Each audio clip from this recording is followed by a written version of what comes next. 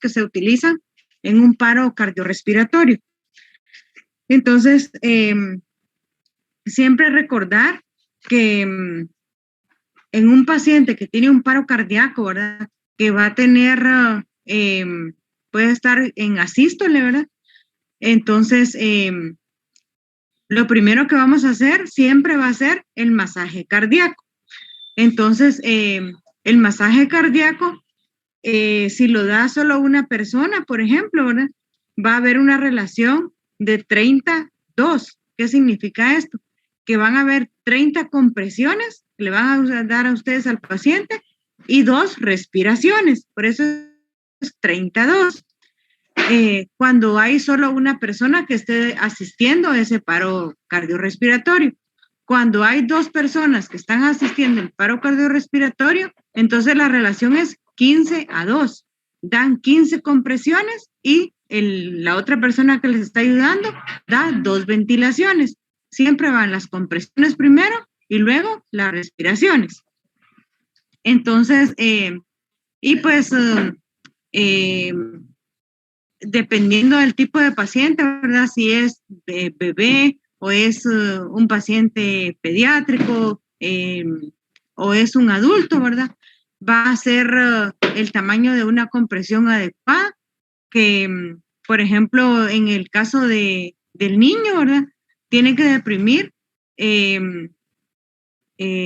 media pulgada, ¿verdad? Del tórax, ¿verdad? Y cómo se llama, y siempre tiene que estar el paciente en una superficie plana para evitar fractura de las costillas y que sea un masaje óptimo, ¿verdad? No podemos dar masaje en una camilla que no tenga una tabla, ¿verdad? Una superficie plana por debajo en la espalda del paciente, ¿verdad? Entonces, ya con los medicamentos, ¿verdad? Tenemos, por ejemplo, le estamos dando el ciclo de ventilación y de compresiones al paciente y miramos de que no está respondiendo, entonces pues ya pasamos a pedir medicamentos, ¿verdad? En el caso de los adultos es algo sencillo porque es por ampollas. Entonces, la ampolla, por ejemplo, de adrenalina trae 1 ml y viene uno y le dice a la enfermera, pásele 1 ml de epinefrina al paciente, ¿verdad? Igual si necesitan atropina, 1 ml de atropina, ¿verdad? Que es equivalente a una ampolla, ¿verdad? Entonces es fácil, ¿verdad? Con los niños es un poquito más difícil porque si todo lo calculamos por kilo de peso. Bueno, entonces el primer medicamento que no tiene que faltar en ese paro en el carrito de paro respiratorio, ¿verdad? En el carro rojo le llamamos nosotros, ¿verdad? Es la adrenalina o epinefrina, que es lo mismo. ¿Qué es la adrenalina? Pues como ya sabemos, es una catecolamina endógena, ¿verdad? Que nuestro cuerpo la produce y también la tenemos de una forma sintética, ¿verdad? Como se comercializa. La adrenalina tiene efectos alfa y beta adrenérgicos. Su acción alfa se traduce en que va a incrementar la resistencia vascular sistémica y va a elevar la presión sanguínea sistólica y diastólica. Va a reducir el flujo sanguíneo esplénico, renal, mucoso y de la piel. A esto es lo que se conoce como un fenómeno de buceo, que nuestro cuerpo trata de disminuir el riego sanguíneo a ciertas áreas para mejorar el riego sanguíneo en otras, ¿verdad? Entonces la adrenalina en su efecto alfa, ¿verdad? Deja sin riego sanguíneo porque vasoconstriñe a nivel esplácnico, renal, mucoso y de la piel para tratar de perfundir otros órganos como va a ser el miocardio, el cerebro, por ejemplo. En cuanto a la acción beta, como ya sabemos, se va a ver esta por incremento de la contractibilidad miocárdica y aumento de la frecuencia cardíaca. El efecto más importante es mantener un mayor envío de oxígeno al corazón y cerebro, ¿verdad? Anteriormente, habían guías para tratar el paro cardiorrespiratorio. En pediatría se conoce como el PALS, ¿verdad? En adultos, ¿verdad? Está la resucitación básica, ¿verdad? Del adulto. Y cómo se llama, y ahí contemplaban que primero nosotros teníamos que ventilar al paciente que ustedes en las películas antiguas mirarían que primero lo que hacen es dar ventilación boca a boca, ¿verdad? Y después hacían las compresiones. Pero ya desde hace ya más o menos como unos 4 años, ¿verdad? O 5 años, ya cambiaron las guías, ¿verdad? Que siempre tenemos que hacer primero, lo más importante es corazón. Entonces, lo más importante siempre va a ser las compresiones del paciente. Y ya después va a ser la respiración o ventilación. ¿Y por qué las compresiones? Porque queremos mandar mayor flujo sanguíneo, ¿verdad? A esas áreas de nuestro cuerpo. Entonces, la adrenalina incrementa la automaticidad cardíaca, incrementa la presión sanguínea, incrementa la presión de perfusión generada por las compresiones torácicas, estimula la contracción espontánea, incrementa el consumo de oxígeno e incrementa el vigor de la fibrilación ventricular. ¿En qué casos está indicada la adrenalina? En un paro cardíaco. Esa es la primera indicación. Otra es en bradicardia sintomática que no responde a una adecuada ventilación y administración de oxígeno. Y el tercero es un paciente que esté hipotenso y que su hipotensión no se deba a una depresión de volumen. O sea, el paciente está hipotenso, ya le colocaron Harman, por ejemplo, solución salina, o inclusive le pusieron hemoderivados como células empacadas, por ejemplo, ¿verdad? Y aún así, su presión arterial no mejora. Entonces, ese paciente ya no necesita volumen, sino que necesita aumento de la resistencia vascular periférica o sistémica, ¿verdad? Y para ello podemos utilizar la adrenalina. Ustedes dirán, ¿y cuándo sé yo si el paciente está hipotenso y es porque le falta líquidos o porque le pongo ya la adrenalina? ¿Qué pensarían ustedes de eso?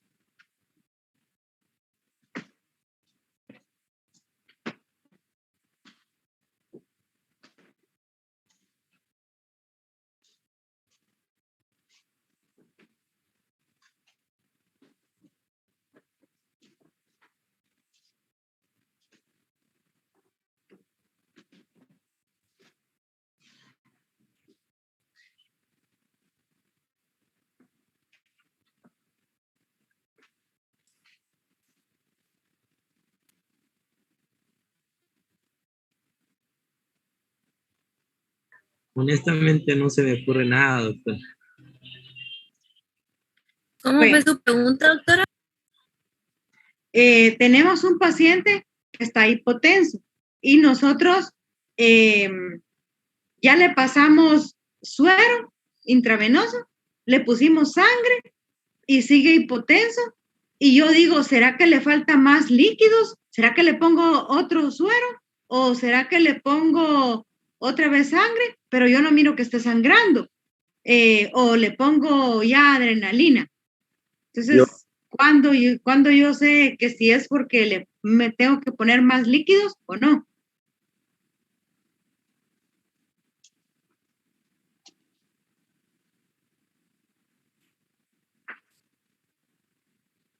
Bueno, miren pues.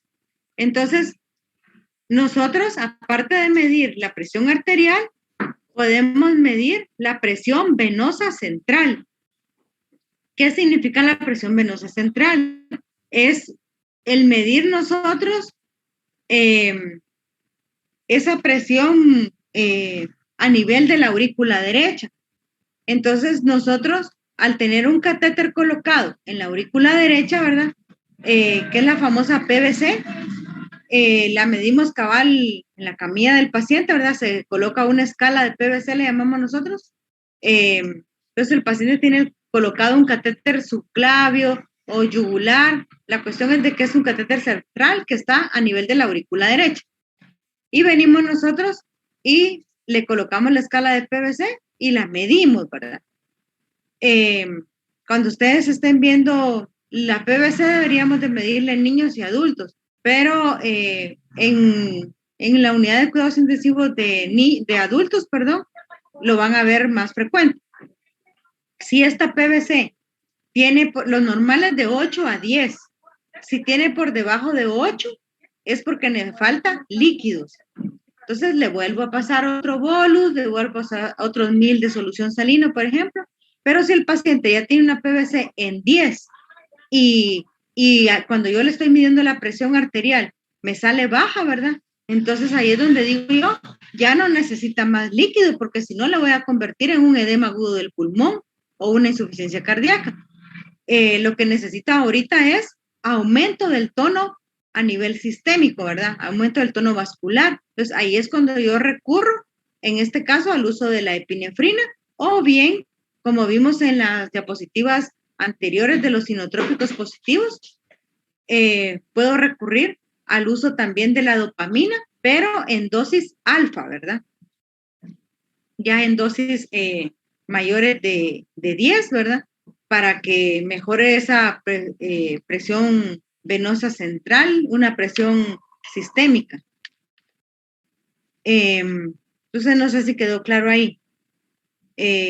Doctora, solo una pregunta. Doctora, una pregunta. Sí, Katia, primero. Gracias. Solo quería, no escuché bien cuál era el límite para saber cuando ya era suficiente en líquidos para no causarle el edema. Lo normal de la PVC de 8 a 10.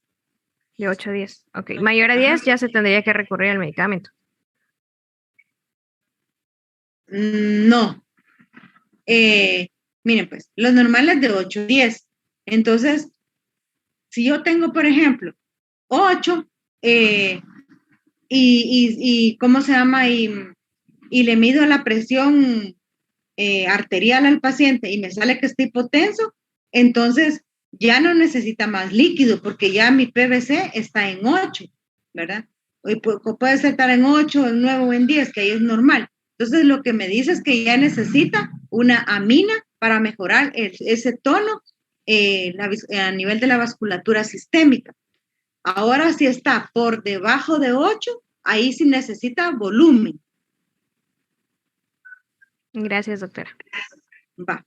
Sí, Ángel. No, doctora, no hablaba. Creo que era yo. ¿O quién iba a preguntar? Creo que era yo, Josué, doctora. perdón. Una pregunta.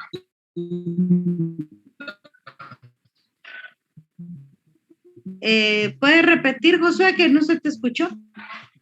Por favor. ¿Habrá donde podríamos saber, habrá alguna otra forma, doctora, para saber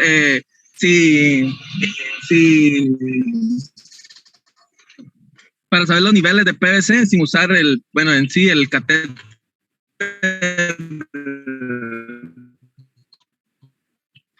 El catéter.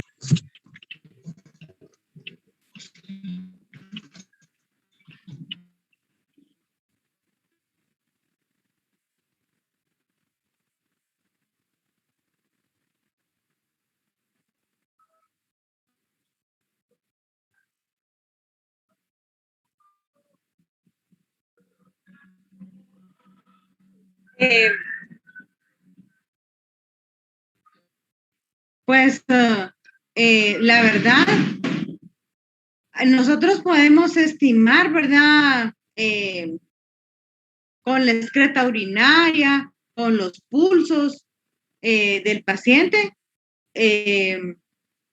puede decirse con otros signos clínicos, ¿verdad? Sin embargo, son más, aunque nosotros estemos midiendo la frecuencia cardíaca, la excreta urinaria, que es objetivo, ¿verdad? Para ser más exactos, sí siempre debería ser con la PVC, ¿verdad? En los adultos se dice que lo normal es de 8 a 12 de PVC, ¿sí? Entonces, la verdad, un paciente que está en un cuidado crítico, ¿verdad? O ha sufrido un paro cardíaco, siempre debería de tener un catéter central. Ok, doctora, gracias. Otra pregunta. Disculpe, otra pregunta. ¿Cuánto tiempo se podría decir, podríamos estar dándole RCP a una persona? Según yo, desde que se provoque cerebral, ¿verdad? Por decirle muerte cerebral. pero no estoy muy seguro. Según la literatura que leído, perdón, sabía que eran 5 minutos. Que se No, 5 minutos. No, 5 minutos es muy poco. 5 minutos se declararía muerte a un montón de gente que si tú la miras ahí anda viva y coleando, ¿verdad? No, el tiempo que se ha estudiado, ¿verdad? Y está publicado en las manuales de resucitación es de 20 minutos como máximo. Entonces, con más de 20 minutos ya hay riesgo de que el paciente todavía pueda salir, pero ya quede con muerte cerebral. Con menos de 20 minutos, ¿verdad? Hay menos riesgo de que quede con muerte cerebral, pero sí, uno le da regularmente en promedio 15, 20 minutos, ¿verdad? Cuando ya llevamos 20 minutos y dice, doctora, ya lleva 20 minutos, y uno, no, pero sigamos, todo el mundo se le queda viendo a uno, ¿para qué va a tener un vegetal, ¿verdad? Entonces, 20 minutos es lo que dicen las guías, de 15 a 20 minutos es lo que se recomienda de resucitación como máximo, ¿verdad? Obviamente, entre menos tiempo, mejor, pero que el paciente salga. Ahora, si uno le da masaje, le coloca adrenalina y no responde el paciente, al cabo de 20 minutos se declara la muerte del paciente. ¿Sí? Ok, gracias, doctora. Pregunta. Ajá, muy buena pregunta. Gracias. Excelente. Doctora, yo tengo una pregunta. Sí, Diana. Por ejemplo, ¿verdad? Digamos que tenemos un paciente con hipotensión y pues le estamos dando líquidos, como usted nos decía, medimos la PCB, pero ¿al cuánto tiempo nosotros decidimos para darle ya lo que es la adrenalina al paciente? En ese momento, o sea, tú tenés una PVC que está normal y el paciente está hipotenso, le colocas su adrenalina. En este caso, ahorita no estamos hablando de que está en paro, ¿verdad? Sino que el paciente está en un choque, ¿verdad? Entonces está chocado, ¿verdad? Tenemos una PVC que está normal y está hipotenso, de una vez le colocamos la adrenalina o dopamina a dosis alfa. Ok, doctora, gracias. Bueno, entonces quedamos claros. 3 indicaciones del uso de epinefrina son: 1, paro cardíaco; 2, bradicardia sintomática que no responda a la ventilación y una administración adecuada de oxígeno; y 3, hipotensión no relacionada a depresión de volumen. Importante, la acidosis y el bicarbonato inactivan a las catecolaminas. ¿Por qué es importante saber esto? Porque a veces tenemos un paciente que, por ejemplo, el mismo paciente, el paciente está hipotenso con una PVC normal y le van a colocar adrenalina, pero resulta de que se la colocaron, ¿verdad? Y cuando y ustedes miran, ya le coloqué a 0.1 ml por kilo por hora y el paciente sigue hipotenso, ¿verdad? Entonces, en ese momento ya le vienen los gases a ustedes, ¿verdad? Y en los gases arteriales o en los gases venosos que le hagan, dice que tiene acidosis metabólica. Entonces, primero tienen que corregir la acidosis metabólica para que el paciente pueda responder a la adrenalina, ¿verdad? Ustedes dirán, o sea, que le paro ahí la adrenalina y le coloco el bicarbonato. Ese paciente regularmente tiene un catéter, ¿verdad? Venoso central que va a tener 2 o 3 lúmenes. Significa de que el bicarbonato lo van a administrar a través de un lumen y la epinefrina a través de otro lumen, ¿verdad? Entonces no se deja de pasar la epinefrina, pero sí se le aúna el bicarbonato, pero en otro lumen, para que no se inactiven. Ya cuando uno ya corrigió la acidosis, uno mira que el paciente ya va respondiendo mejor, ¿verdad? A la epinefrina, ¿verdad?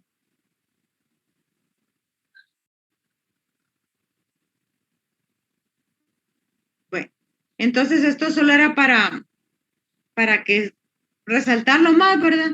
En usos de las indicaciones específicas de la adrenalina, ¿verdad?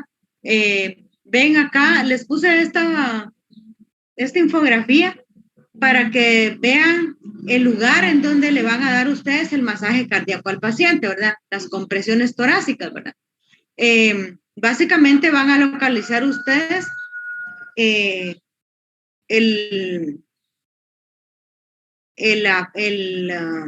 apéndice sifoides y van a colocar en este caso, ¿verdad?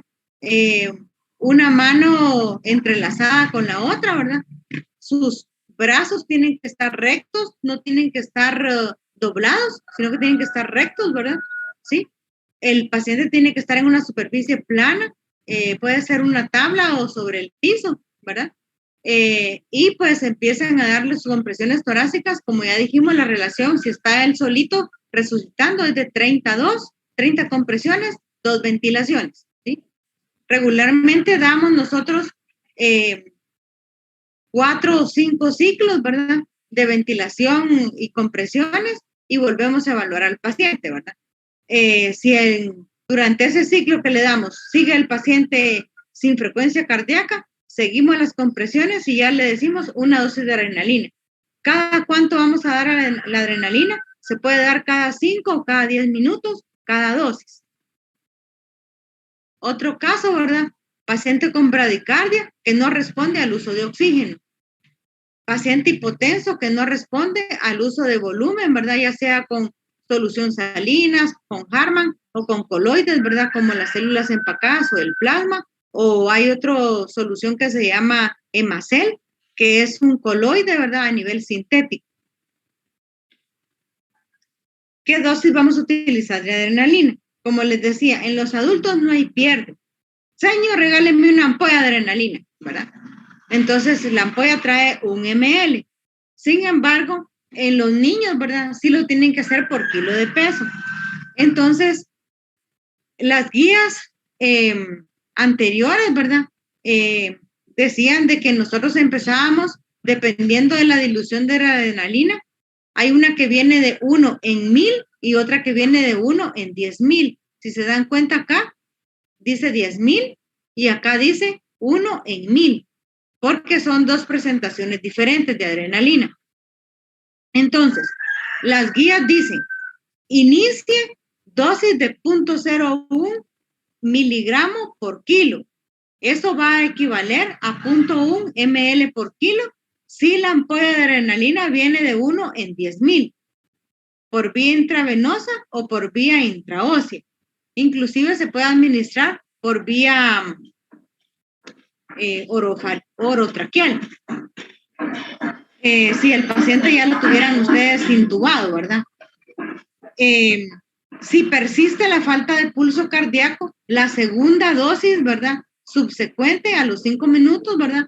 Va a ser de 0.1 miligramo por kilo, que sería 0.1 ml por kilo, pero acá de la solución de 1 en 1000, ¿sí?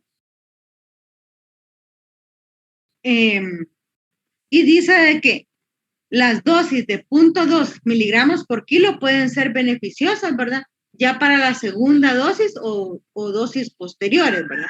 Y las dosis pueden ser repetidas cada 3 o cada 5 minutos durante la resucitación. La vía endotraqueal depende del tipo de tubo utilizado y una buena instalación del mismo. Acá las dosis van a ser más altas porque la adrenalina se va a diluir con solución salina. Entonces, son dosis altas que se diluyen en 3 o 5 ml de solución salina. ¿Y qué dosis hablamos? De 0.1 miligramo por kilo, que sería 0.1 ml por kilo, pero de 1 en 1000, ¿sí? Como en la segunda dosis de aquí, ¿ve? No de 1 en 10,000, sino que de 1 en 1000. Y le sale 0.1 ml por kilo. Ustedes en los hospitales siempre van a la emergencia y le dicen, señor, disculpe, me podría enseñar antes de empezar el turno, ¿verdad? Hagan esto. ¿Me podrían enseñar qué adrenalina es la que tenemos acá? Y se les va a quedar bien así como raro, ¿ah? Entonces, sí, lo que pasa es de que por si viene un paciente, ¿verdad? Yo quiero saber de cuál tenemos. Entonces, me la podría mostrar, por favor, ¿verdad? Entonces, para que se las muestren si la que ellos tienen es 1 en 1000 o 1 en 10,000. Doctora, Entonces, disculpe. Sí. Ajá. Disculpe la interrupción. Mire, en ese caso, por lo que habíamos hablado anteriormente, que 20 minutos eran por el tiempo que va a durar una resucitación antes de que una persona se consideraría ya fallecida, ¿verdad? Muerta. Ajá. Entonces, se podrían poner hasta cuatro dosis de adrenalina, ¿verdad? Sí, correcto. Ajá. 4 o 5 dosis máximo. Ujú. Y también, hablando de esto, ¿verdad? También, ¿qué pasaría si se llegaran a poner más dosis, si llegaran a poner, digamos, 6 dosis? Tampoco es que le afectaría al paciente. No, o sea, afectarle en que le dé una arritmia, ¿decís tú? Uh-huh. No le afectaría, pero lo que sí es de que nosotros tenemos que estar reevaluando al paciente, ¿verdad? Damos ciclos de compresiones, ventilación, adrenalina, volvemos a evaluar al paciente, ¿verdad?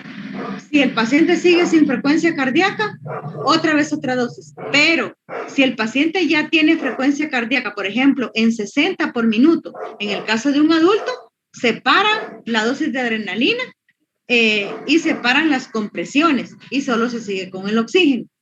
Si el paciente tiene una frecuencia cardíaca de 40 por minuto, por ejemplo, entonces continuamos las compresiones, ¿verdad? Y se puede inclusive valorar otra dosis de adrenalina. Le ponemos la otra dosis. Resulta que vuelven a evaluar.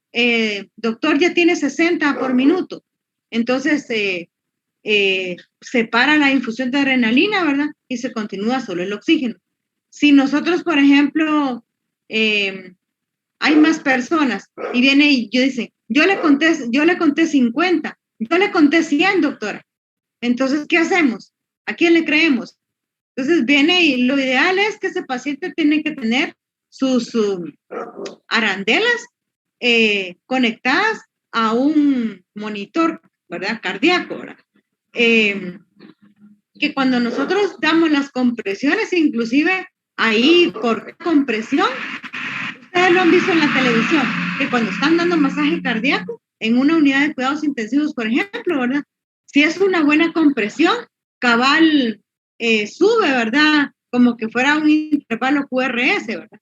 Mientras de que cuando las compresiones son ineficaces, ¿verdad? La línea sigue plana, ¿sí? Entonces, si el paciente ya tiene 100 de frecuencia cardíaca y nadie se dio cuenta y viene y dice, no, yo no le oigo. Y bueno, pásenle otra dosis, pues. Y le pasan la otra dosis y ya tenía 100, entonces obviamente sí le va a dar más taquicardia, pero esa taquicardia se va a revertir por la vida media de la adrenalina. Entonces, cuando termina la vida media de la adrenalina, ¿verdad? Le dieron la otra dosis, le llegó y dicen, bueno, ahora yo mejor lo voy a escuchar. Lo escucha el médico que está dando las compresiones. Muchacha, ahorita ya está taquicárdico, ya tiene ya 200 de frecuencia cardíaca. Entonces ya más adrenalina ya no, ¿verdad? Y más compresiones ya no. Entonces esperan un tiempo, ¿verdad? El tiempo prudencial que tienen que seguir monitorizando a su paciente, ¿verdad? Cada 10, 15 minutos, cada media hora, luego cada hora, ¿verdad?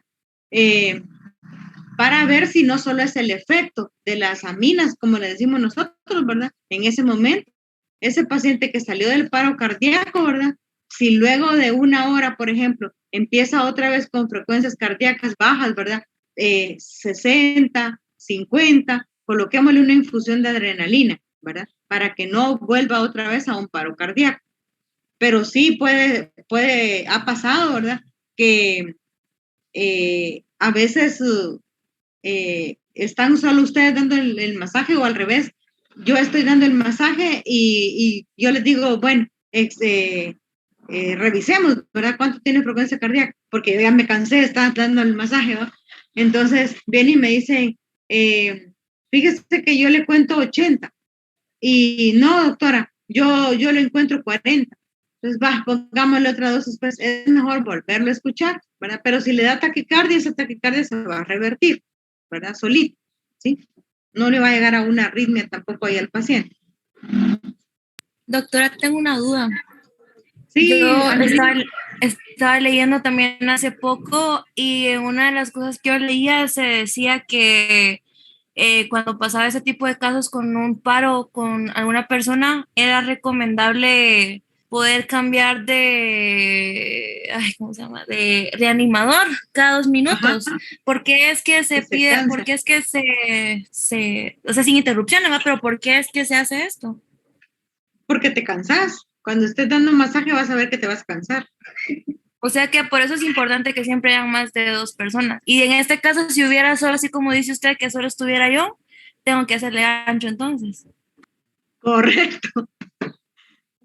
Hasta por la vida del paciente, ¿verdad? Aunque te duelan los brazos, aunque ya estés cansada, lo malo es de que ya la calidad del masaje que das va disminuyendo, ¿verdad? Porque tus fuerzas se van acabando. Entonces, inclusive hasta de una enfermera se pueden valer ustedes, ¿verdad? Mire, señor, ayúdenme, ¿verdad? Y a veces lo malo es de que ellos, pues, así como que suavecito le dan, ¿verdad? Y si dan muy suave el masaje, no va a funcionar, ¿verdad? Si lo dan muy enérgico, le pueden provocar fracturas costales. Si lo dan muy suavecito, no va a funcionar. Entonces, a veces dice uno, mejor le provoca la fractura, pero está vivo, ¿verdad? Pero tiene que ser la compresión adecuada. Pero si uno se cansa, ustedes van a ver que se van a cansar de ventilar inclusive a los pacientes, ¿verdad? Y del dar el masaje cardíaco, con un ciclo uno se cansa, ¿verdad? Pero cuando uno mira que la otra persona ya está, te ayudo, no, yo voy a seguir. Y uno mira que ya está, ya las compresiones son más suaves, ¿verdad? Mira, yo te voy a ayudar, ventílalo vos, ¿verdad? Entonces, porque vieran, si es bien cansado dar la resucitación. Bonito es cuando luego responden, ¿verdad? Pero ¿de qué depende que un paciente responda más rápido que otros? ¿Cuánto tiempo pasó ese paciente en un paro, verdad? Como les digo yo, los pacientes que están en cuidados intensivos no es que hagan un paro cardíaco en un ratito. Esos pacientes, hubo tiempo atrás que ya empezó a disminuir su frecuencia cardíaca y no se dieron cuenta. Entonces, al no darse cuenta, ya cuando el paciente ya está en asistolia, cuesta más sacarlo. Mientras que si solo estaba bradicárdico, ¿verdad? Tenía, por ejemplo, la frecuencia cardíaca en un recién nacido, lo normal es de 100 hasta 160. Va. Y resulta que el paciente tenía 80 de frecuencia cardíaca. Entonces uno dice, pero 80 no es paro, ¿verdad? Paro es menor de 60. Sí, pero ustedes ya le podían haber colocado una dosis de adrenalina y se evitan el masaje cardíaco, ¿sí? Ahora cuando está ya en asistolia o una frecuencia cardíaca menor de 60 en el caso de un neonato, ahí se define como paro, ¿verdad? Entonces sí hay que darle compresiones más las aminas vasoactivas, ¿verdad? Pero sí es por eso. Y cuando solo está uno, hay que seguir ustedes. Seguir hasta que el cuerpo aguante. Bueno. Ay, perdón. Entonces, las dosis de adrenalina, ¿cuáles son? Las dosis de adrenalina van a ser empezamos 0.01 microgramos por kilo minuto, va a provocar vasodilatación. Nosotros en el paciente lo que queremos es vasoconstricción, ¿verdad? Para aumentar la resistencia vascular sistémica. Entonces, la dosis que vamos a utilizar en el caso de que el paciente ya salió del paro cardíaco, pero está hipotenso, entonces vamos a utilizar en infusión continua dosis de 0.04 hasta 0.1 microgramos por kilo minuto. Nosotros no nos hacemos bolas, nosotros ponemos 0.1 microgramos por kilo minuto, ¿verdad? Con eso va a mejorar el gasto cardíaco, la frecuencia cardíaca, el consumo miocárdico de oxígeno. Con dosis mayores de 0.2 microgramos por kilo minuto, vamos a tener más aumento en la resistencia vascular sistémica, o sea, va a haber más vasoconstricción. Con dosis mayores de 0.3 microgramos por kilo minuto, va a mejorar la tasa de filtración glomerular, pero va a disminuir el riego, ¿verdad? A nivel esplácnico por una vasoconstricción intensa. Y también puede disminuirse el riego a nivel renal, dijimos renal, esplácnico, ¿verdad? De las mucosas y de la piel. Entonces, estas dosis son ya cuando el paciente ya salió del paro cardíaco, pero sigue con un choque séptico, por ejemplo. Miramos que ya salió del paro cardíaco, está ventilado, ¿verdad? Pero acá tenemos que seguir nuestras aminas vasoactivas. Y acá está el paciente, ¿verdad? Con sus arandelas, ¿sí? Para su monitor cardíaco que tiene que estar continuo, ¿verdad? A la paz del paciente. Su manómetro, ¿verdad? De la presión arterial. Este paciente está ventilado, como podemos ver acá. Y acá está conectada la máquina de ventilación mecánica. En el tratamiento del choque séptico, los niños son frecuentemente refractarios a la dopamina, dice, y es mejor utilizar la epinefrina en un choque frío y no la adrenalina. En el caso de la noradrenalina, la vamos a utilizar para un choque caliente, como vimos cuando estábamos viendo inotrópicos positivos, ¿verdad? Que si el paciente tiene una frecuencia cardíaca alta, tiene fiebre, está taquicárdico, ¿verdad? Y está infectado, acidótico, la mejor amina vasoactiva en ese caso es la norepinefrina. Pero si el paciente ya lo llevan, que ya tenía días de estar malo en la casa y ya lo llevan a la emergencia, frío, hipotenso, ¿verdad? Con alteración de la conciencia, obviamente, ¿verdad? Los pulsos débiles, ¿verdad? Ustedes empiezan a pasarle líquidos, ¿verdad? Pero miran de que el paciente no va mejorando. Ese paciente de una vez le van a colocar infusión de epinefrina antes de que les haga un paro cardíaco, ¿verdad? Si no se la ponen, de seguro les va a hacer un paro. Porque ahí está en un choque séptico frío. ¿Tienen dudas con esto? Doctora, disculpe, yo tengo una duda. Ajá. Si estabilizamos a un paciente con la adrenalina, ¿qué tan altas son las probabilidades que vuelva a tener otro paro? Si ya tenés controlada la acidosis metabólica en ese paciente, ¿verdad? Las posibilidades son muy bajas. Ahora, si el paciente sigue acidótico, los antibióticos que tiene o no le pusieron antibióticos, los antibióticos que tiene la bacteria resistente, ¿verdad? Sí puede volver a hacer otro paro cardíaco. Pero si ya tienen ustedes controlado sus electrolitos, sus gases, ya no está acidótico, ¿verdad? Las posibilidades son mínimas. ¿Por qué digo mínimas y no nulas? Mínimas porque resulta de que pasaron ahí haciendo limpieza y sin querer desconectaron las aminas. Entonces, uno al rato, ¿verdad? Doctora, el paciente está en paro. Y uno, ¿pero por qué? Si ya tenía gases normales y todo eso, ¿verdad? Ya el paciente yo le iba a bajar la dosis de la infusión de epinefrina. Cuando miran el catéter de fuera, fue por eso, ¿verdad? Entonces, por eso las posibilidades son mínimas, pero no son nulas, ¿sí?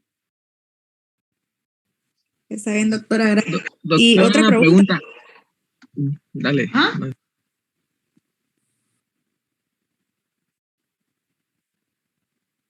Cualquiera de los dos. Ok, una pregunta, doctora. ¿En el hospital siempre vamos a usar un ambú o no hay? Sí hay. Sí hay. Lo que no tenemos son que cuando uno recibe los cursos de resucitación cardiopulmonar avanzada, dice que uno tiene que tener una mascarilla, ¿verdad? Para no dar directamente la ventilación boca a boca, ¿verdad? En el hospital, pues, es más fácil porque ahí van a estar los ambús y los ambús todos tienen su mascarilla. Pero si ustedes están afuera, ¿verdad? De repente hay un accidente en la carretera, ¿verdad? Ahí, ¿de dónde me saco yo? No voy a andar con mi ambú y todo mi equipo en el carro, ¿verdad? A veces dice uno, sí debería, ¿verdad? Por ser médico, pero muchos médicos, y me atrevo a decir, especialistas ustedes, no tienen ni siquiera un laringo y le dice, ¿y tu laringo? No, doctora, yo no he comprado. ¿Usted tiene? Pues yo sí. Entonces, pero en el hospital sí hay, chicos, ¿saben? Sí hay ambú, hay mascarillas, ¿verdad? No tengan pena de eso, ¿sí? En el curso de Ah, ok. resucitación le dicen a uno que uno sí la tiene que tener, e inclusive le regalan uno. Como parte del curso le regalan una a uno, ¿verdad? Y uno pues debería de cargar, pero te soy sincera, yo no cargo, ¿verdad? Yo sí tengo mi ampú, mi mascarilla pues pediátrica, ¿verdad? Y mi laringoscopio, ¿verdad? Y un tubo siempre cargo en mi bolsita, ¿verdad? Gracias, doctora. ¿Había otra pregunta? No, doctora Jano, disculpe, gracias. Bueno, Yo sí tengo entonces, creo que no me quedó muy claro, o sea, para diferenciar entre un choque frío y un choque caliente se hace diferencia con la temperatura, o sea, un paciente cianótico, un paciente que llega con una coloración como rosada o algo así. no solo, la temperatura es parte, pero no es solo eso.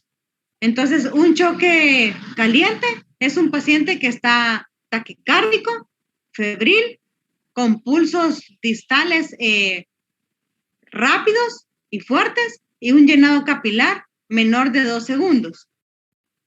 En un choque frío, el paciente va a estar hipotenso, frío, ¿verdad? Sudoroso. En los dos puede tener alteración de la conciencia, ¿sí? O sea, ese no es criterio, ¿verdad? Entonces, básicamente puede estar taquicárdico, pero ya va a estar hipotenso, frío, sudoroso, en el frío. En el caliente va a estar taquicárdico, la temperatura puede estar elevada, los pulsos distales van a estar fuertes, y ¿cómo se llama? Y el llenado capilar es menor de 2 segundos. Entonces ahí es como yo decido, ¿le pongo epinefrina o le pongo norepinefrina? Bueno. Doctora, perdón, ¿Sí? usted había mencionado que la adrenalina y la epinefrina era lo mismo, ¿verdad? Es lo mismo, ajá. Ok, entonces la diferencia entre la epinefrina y norepinefrina sería en qué receptores trabaja o o si son totalmente distintos. Sí, una de las diferencias es esa, ¿verdad? En qué receptores trabaja, ¿verdad? Y dos, pues nuestro cuerpo produce tanto epinefrina como norepinefrina, ¿verdad? A nivel de la médula suprarrenal, ¿verdad? Las dos catecolaminas produce nuestro cuerpo, ¿verdad? Su estructura química también, a pesar que las dos son aminas vasoactivas, difiere, ¿verdad? Y los receptores, obviamente, a los que se une, ¿verdad? Van a ser la norepinefrina, la epinefrina, perdón, se une más a receptores alfa, ¿verdad? Entonces, acá, por ejemplo, adrenalina se une tanto a los alfa 1 como a los beta 1 y a los beta 2. Y luego vamos a ver bueno, ahí ya me pasó el bicarbonato. Pero sí es básicamente esa diferencia, ¿verdad? Sí. Bueno, gracias. Bueno, entonces, ¿qué precauciones debemos de tener a la hora de administrar adrenalina? Pues una cosa bien importante es, que dije yo desde el principio, vean qué presentación de adrenalina tienen en el lugar donde ustedes están.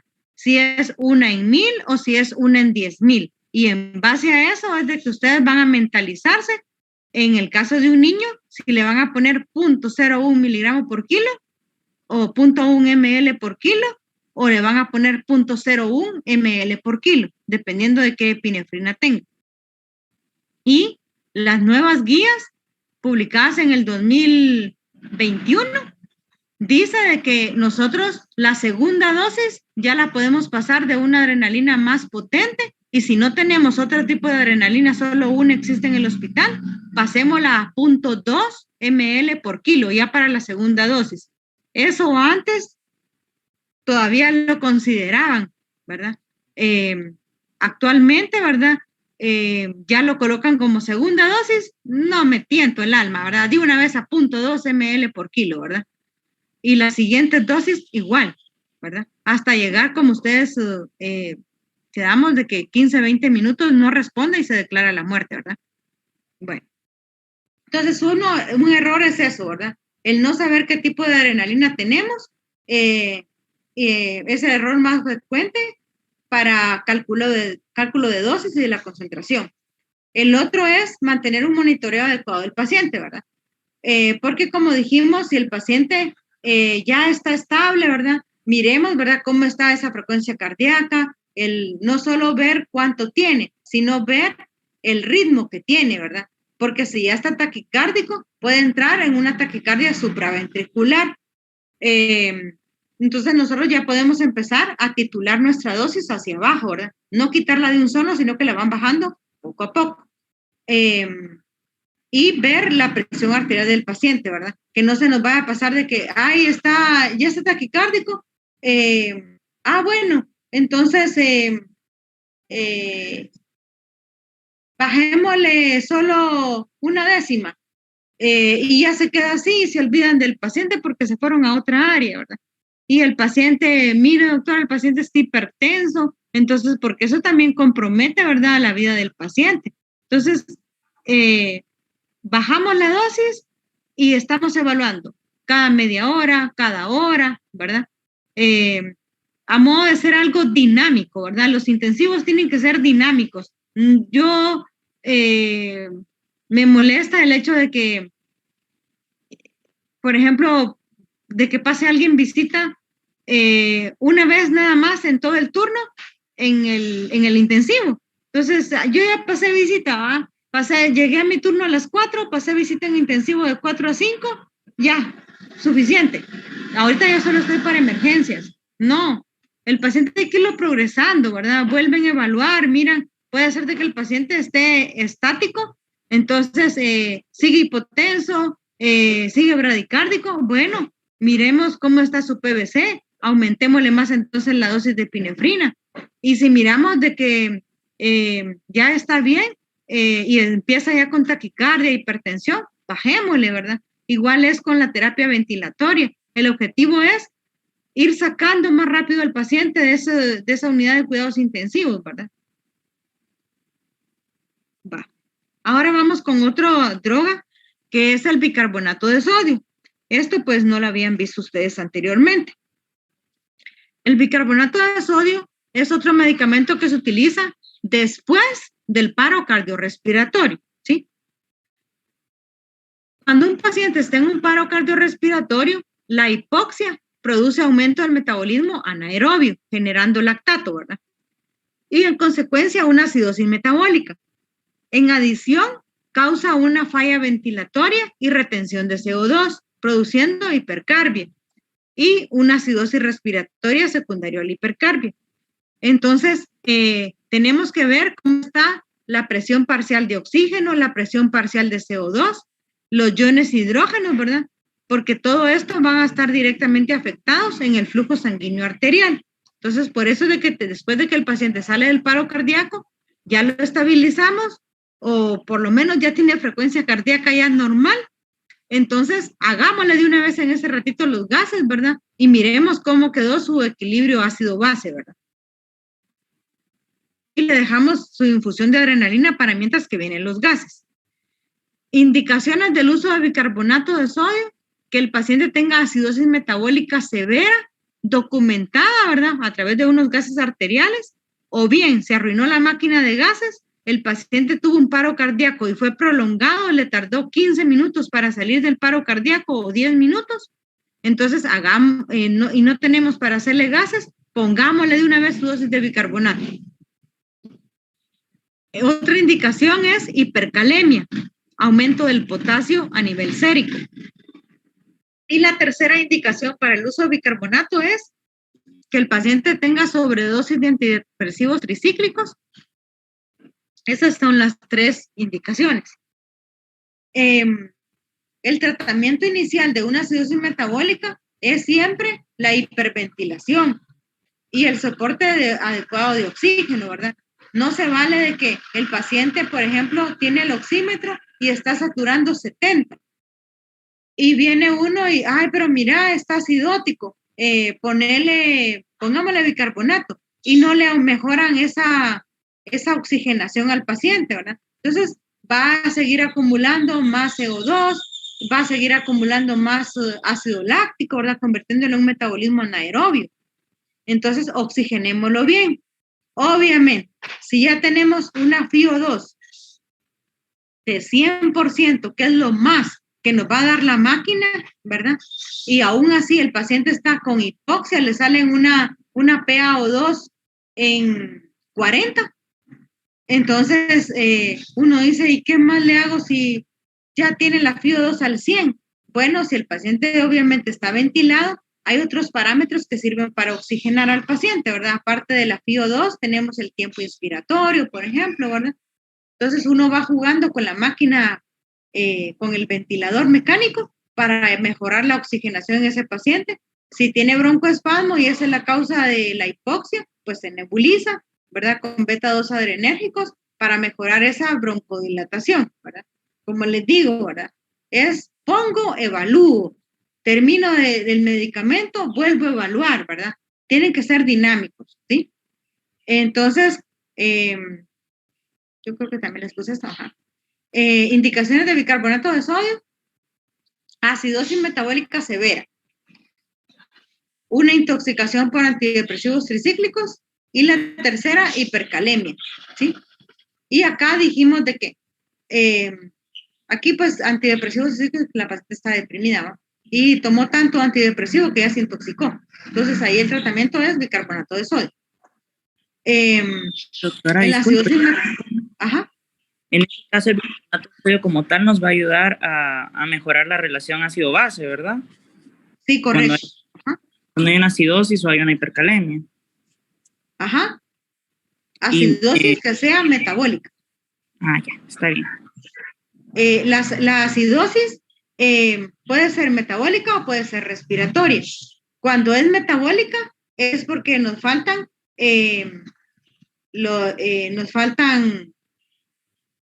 buffer, ¿verdad? Como lo es el bicarbonato. Ahora, cuando es una acidosis respiratoria, lo que se acumula ahí es, en la acidosis metabólica, lo que falta es bicarbonato. En la acidosis respiratoria, el pH está disminuido, pero por una acumulación de ácido carbónico, ¿sí? Entonces va a estar aumentada el CO2 en ese paciente. Entonces no colocamos bicarbonato porque el bicarbonato se desdobla a través de la anhidrasa carbónica. ¿En qué producto?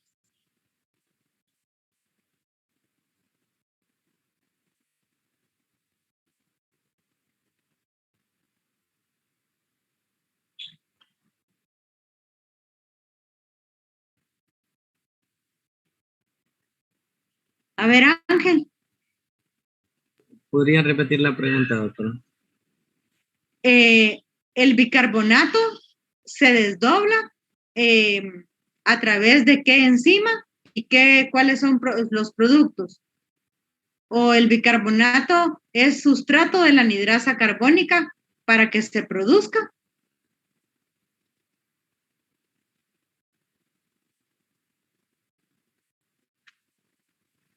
¿No sería el ácido carbónico?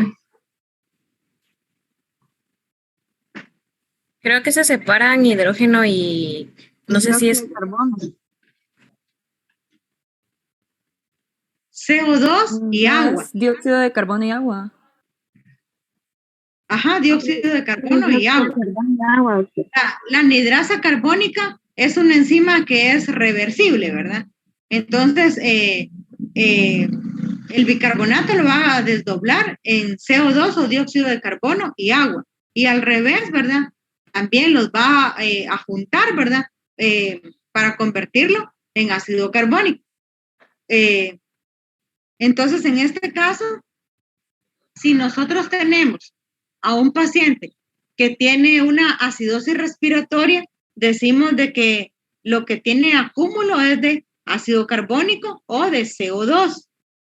Si nosotros le damos bicarbonato, el bicarbonato al desdoblarse por anhidrasa carbónica, vamos a producir más dióxido de carbono. Por tanto, está contraindicado en la acidosis respiratoria el uso de bicarbonato. La indicación sería acidosis metabólica porque ahí es donde hace falta el bicarbonato. ¿Sí me entendieron eso de acidosis respiratoria y acidosis metabólica? Sí, doctora. Sí, doctora. Muy bien. Bueno, muy bien. ¿Qué dosis utilizamos de bicarbonato? 1 ml equivalente por kilo, por vía intravenosa o por vía intraósea. No se debe utilizar por el tubo endotraqueal cuando estamos hablando de un paciente con un paro cardíaco. Esa sería como la primera dosis que le vamos a utilizar, ¿verdad? Las siguientes dosis de bicarbonato van a depender de otros controles que tengamos, ¿verdad? De gases arteriales para ver el pH arterial, la PaCO2, la PaO2, el nivel de bicarbonato que tenga el paciente, ¿verdad? Si, por ejemplo, resulta que se arruinó la máquina de gases, el paciente ya me salió del paro cardíaco, pero fue un paro cardíaco que tardó más de 10 minutos y yo no tengo acceso a unos gases arteriales, le coloco bicarbonato siempre a 1 ml equivalente por kilo. Esto siempre lo voy a diluir en agua tridestilada, ahorita les voy a explicar por qué.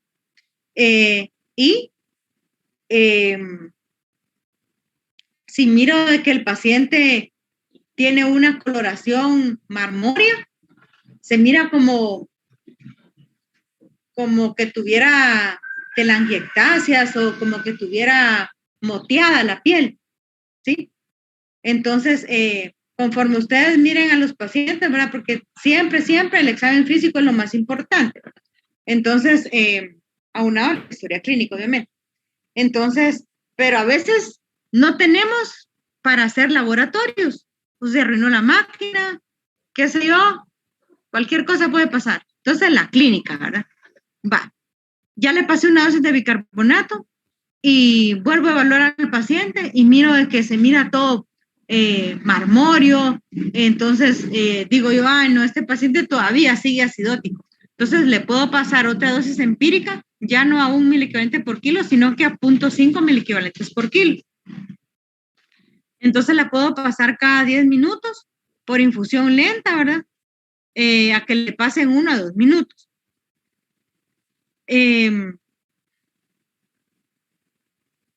Idealmente, si el paciente, por ejemplo, tenemos unos gases arteriales, ¿verdad? De que demuestran una acidosis metabólica, yo voy a reponer el 50% de ese bicarbonato que le hace falta al paciente en bolus, por así decirlo, ¿verdad? En menos de 3 horas, y el resto, el otro 50%, se lo voy a dejar de mantenimiento. ¿A qué se refiere esto? Esto lo van a ver ustedes que lo hacen mucho en la pediatría, en intensivo. Que, por ejemplo, el paciente tiene un pH en 7.1 o 6.9.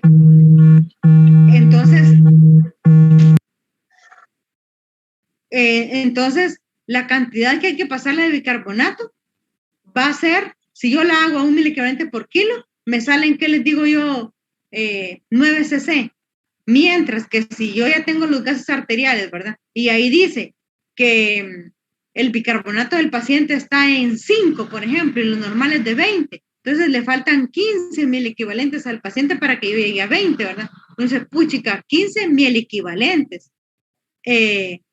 Entonces lo que hago es, para no reponerlo todo en bolus, el 50% de eso que le hace falta al paciente lo voy a pasar en menos de 3 horas, que puede ser inclusive en media hora, y el resto lo voy a pasar en una solución de mantenimiento para 24 horas. Siempre cada 6 horas o cada 4 horas voy haciendo gases otra vez para ver cómo voy readecuando mi bicarbonato. Entonces aquí les presenté yo 2 casos. Un caso que no teníamos sus gases arteriales, ¿qué hacemos después de un paro cardíaco? Y otro caso donde sí tenemos gases arteriales, pero la acidosis metabólica que tiene el paciente es muy severa, ¿verdad? Entonces, reponemos el 50% en menos de 3 horas y el otro 50% lo dejamos en la solución de mantenimiento. El bicarbonato, las presentaciones hay de 50 y de 10 ml. a concentraciones de 8.4%, que equivalen a 1 miliequivalente por mililitro. Y también tenemos la presentación de 10 ml con concentración de 4.2%, que equivale a 0.5 miliequivalentes por mililitro. ¿Por qué es importante saber esto? Recuérdense que es bicarbonato de Sodio. De sodio, muy bien, excelente. Entonces, yo no le voy a decir a la enfermera, mire, dilúyamelo en salino, porque es bicarbonato de sodio. Entonces, si yo le digo dilúyamelo en salino, lo voy a aumentar más el sodio a ese paciente. Entonces, lo puedo convertir en hipernatrémico. Por eso, siempre, toda la vida del mundo, tienen que diluir ustedes el bicarbonato en agua tridestilada. No se vale tampoco de que, ay, doctora, mire, ¿y por qué no lo diluimos en dextrosa? Porque el bicarbonato es muy hipertónico. Entonces, tenemos que la osmolaridad del bicarbonato al 8.4% es de 2.000 miliosmoles por mililitro, mientras que la osmolaridad plasmática humana, ¿verdad? En promedio es de 280 miliosmoles por litro. Entonces, miren qué gran diferencia, ¿sí? Y de esto viene de que yo lo voy a diluir en agua y en cuánto lo voy a diluir. Entonces, por ejemplo, esta solución de 8.4%, ¿verdad? Que me equivale a una osmolaridad de 2.000 miliosmoles por mililitro, yo voy a diluirla, lo que me sale en ml, voy a diluirlo en 4 veces la cantidad de agua para los niños, ¿verdad? Para que al diluirlo en 4 veces, ya yo obtenga una concentración de 0.89 miliequivalentes por mililitro. Entonces, por ejemplo, vamos a hacer un ejemplo. Digamos que el paciente pesa 10 kilos, ¿sí? 22 libras.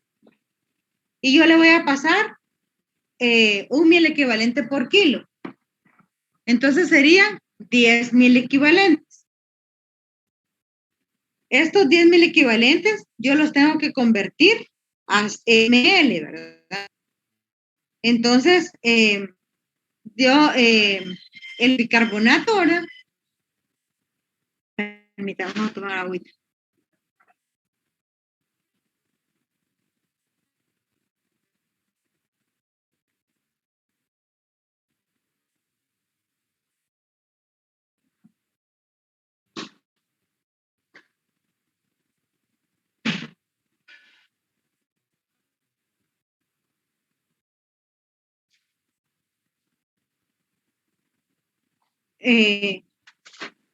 La dosis que me sale de bicarbonato lo voy a dividir en 0.89. Entonces, los 10 miliequivalentes dividido por 0.89 me van a salir 11 ml. Estos 11 ml, digo yo, bueno, tengo entonces 11 ml de bicarbonato. Lo voy a ordeno pasar 11 ml de bicarbonato de sodio diluido en 4 veces la solución de agua tridestilada. Entonces sería en 44 mililitros de agua tridestilada. Entonces, no sé si me van entendiendo, es que no puedo usar el pizarrón con la computadora todavía. Entonces, por ejemplo, un ml de bicarbonato trae 0.89 miliequivalentes. Y yo quiero, entonces yo digo yo, el paciente pesa 10 kilos, le voy a pasar 10 miliequivalentes, entonces 10 miliequivalentes, los pongo acá en una regla de 3, 10 miliequivalentes, ¿a cuántos ml van a ser?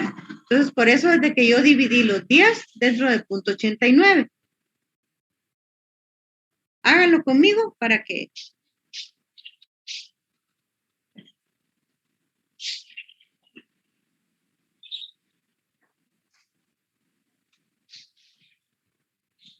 Eh, 11.24, doctora. Muy bien.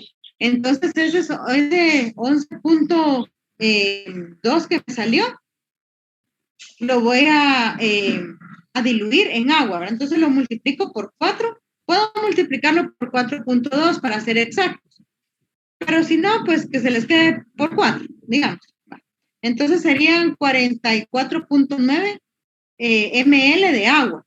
Entonces puedo colocar 11 ml de bicarbonato de sodio diluido en 45 ml de agua a pasar en 20 minutos o en 15 minutos. ¿Sí? Entonces, este ejemplo se los di para que no se les olvide que el bicarbonato siempre, debido a la osmolaridad que tiene, lo tienen que diluir en agua, nunca en salino, porque le provocan hipernatremia al paciente y la hipernatremia puede provocarle inclusive una hemorragia cerebral al paciente. Y tampoco en dextrosa, por la osmolaridad que tiene, la dextrosa, ¿verdad? Lo va a convertir en aumento mayor de la hiperosmolaridad. Entonces siempre tiene que ser en agua tridestilada. El bicarbonato, si no lo estamos administrando por una vía adecuada que ya se extravasó, puede producir quemaduras, ¿verdad? A nivel del tejido subcutáneo. Por lo cual, siempre tienen que, antes de colocar el bicarbonato, decirle a la enfermera, mire, pasémosle agüita primero para ver si está permeable la vía. Sí, doctora, está buena la vía, va. Entonces, conéctele ahí el bicarbonato. Como dijimos de que en el, bueno, entonces con el bicarbonato quedamos claros cuándo lo vamos a utilizar, qué precauciones tenemos que tener. Doctora, una pregunta. Solo entonces se va a diluir en cuánto de agua. Ahí sí me trabé un poquito. En 4 veces lo que te sale del bicarbonato en ml lo vas a diluir en agua. Entonces, por ejemplo, lo puedes diluir en 4.2 veces. O si no, en 4 para que se les quede más rápido, ¿verdad? Ah, está bien. Gracias, doctora. Doctora, ¿y los ml siempre van a ser 0.89? Sí, eso sí es constante. 1 mililitro de bicarbonato tiene 0.89 miliequivalentes de bicarbonato. Ese lo voy a multiplicar por el peso del paciente dividido, ¿verdad? Ajá, por el peso del paciente. Entonces ahí me salen los miliequivalentes. Y de ahí hago mi regla de 3 para saber a cuántos se van a equivaler. Que ya ahí entraría el 4.2. No. Por ejemplo, lo voy a poner a 1 miliequivalente por kilo. Entonces, 1 por los kilos, pongámosle que pesa 10 kilos, saldrían 10 miliequivalentes. Entonces, digo yo, tengo 10 miliequivalentes, ¿cuántos ml voy a querer o me van a salir? Entonces, 10 por 1 dividido 0.89. Ahí me salen los ml de bicarbonato. Va. Ahora tengo que ver en cuánto lo voy a diluir de agua. Entonces, los ml de bicarbonato los multiplico por 4 para ver la cantidad de agua que lo tengo que diluir. Pero mi orden siempre va a decir 11 ml de bicarbonato diluido en 44 ml de agua, por ejemplo, o 45, y el tiempo, ¿verdad? A pasar en 20 minutos o en media hora, ¿sí? ¿Y el tiempo de qué va a depender, doctor? El tiempo es básicamente puede estar de 1 a 2 minutos, dependiendo de la cantidad que uno le vaya a pasar. Porque no podemos reponer más de 10 miliequivalentes por hora. O inclusive cuando uno se va a leer hipernatremia, ¿verdad? Dice que no debemos de pasarnos 10 miliequivalentes en el transcurso de 24 horas para evitar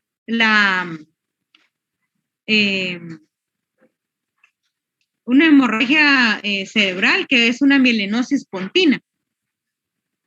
Por eso es de que es importante la velocidad, ¿verdad? Para no pasarnos de los 10 miliequivalentes, ¿verdad?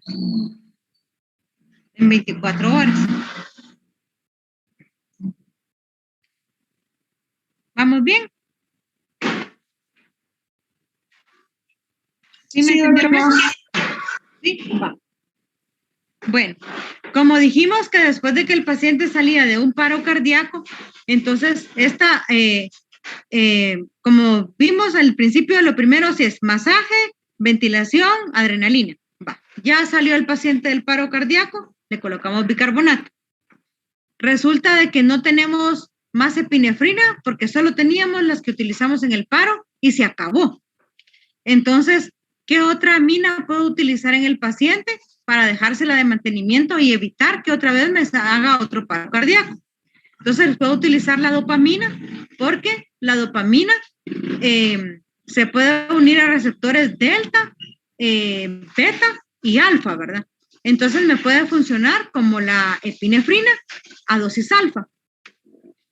Entonces, al paciente lo puedo dejar yo con una infusión de dopamina, pero en dosis alfa, a dosis mayores de 10 microgramos por kilo minuto, para asegurarme esa resistencia vascular sistémica, ¿verdad? Que no me disminuya y tener una adecuada presión arterial o tensión arterial. Entonces, esto es cuando vimos inotrópicos, ¿verdad? Positivos, la indicación, ¿verdad? Hipotensión que no responde a líquidos intravenosos, para mejorar la perfusión renal del lecho esplánico y coronario en un trauma craneoencefálico grave y en una insuficiencia renal aguda prerrenal. Esas son otras indicaciones de la dopamina, pero en este caso, posparo cardíaco, ¿verdad? Bueno. La dobutamina, ¿cuándo lo voy a utilizar? La dobutamina, esto también es repaso de lo que vimos en inotrópicos positivos, se une a receptores beta 1 y alfa 1. Si un paciente, por ejemplo, estaba en un choque cardiogénico, ¿verdad? Y eso lo llevó a un paro cardíaco, luego que yo lo saco del paro cardíaco o el paciente es cardiópata, entonces utilizo la dobutamina ya en infusión continua, ¿verdad? En ese caso es donde me va a servir la dobutamina, ¿verdad? Como un inotrópico positivo para mantener ese paciente estable y que otra vez no me sufra otro paro cardíaco.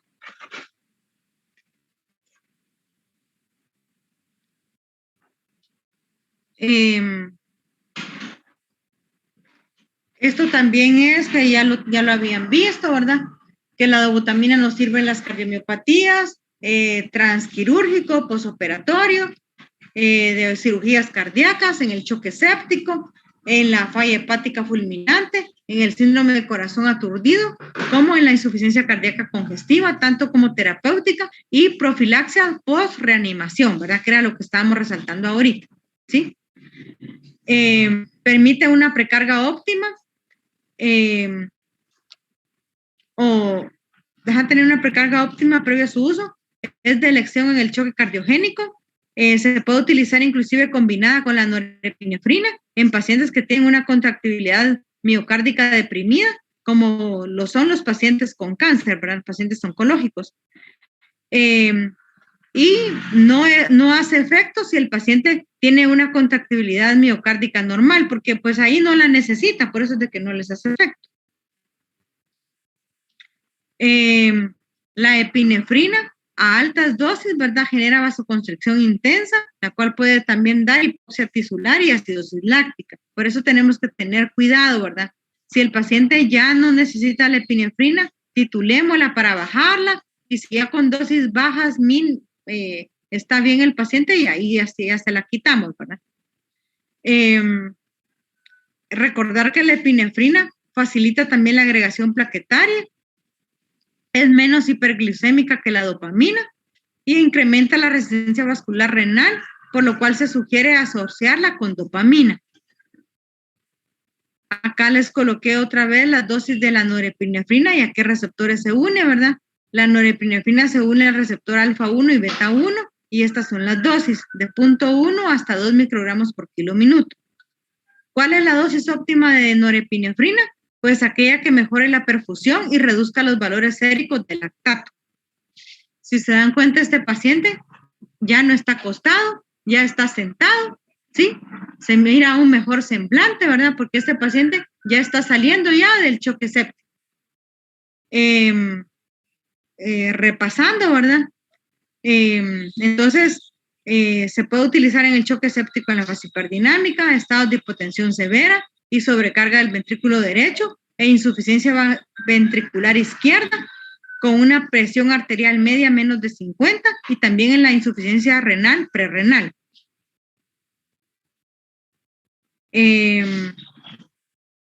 La milrinona, ¿verdad? Es otro de los medicamentos que vimos que también era inotrópico positivo y que está básicamente en la unidad de cuidados intensivos coronarios en Unicar, ¿verdad? Es donde sí tienen acceso a este medicamento, ¿verdad? La milrinona, aparte de ser un inotrópico positivo, es un vasodilatador pulmonar, no afecta la frecuencia cardíaca porque no actúa en la enzima, sino que en el receptor. Recordar de que la milrinona puede causar hipotensión, arritmias también, por lo que no es un medicamento de primera elección y causa también trombocitopenia. La dosis es de 25 a 35 microgramos kilo minuto de carga y de mantenimiento de 0.25 a 0.75 microgramos kilo minuto. Y no se debe de dar en pacientes que tengan un recuento de plaquetas menor de 50,000. A ver, ¿cuál amina dijimos que al revés que la milrinona? Esta sí aumentaba la agregación plaquetaria.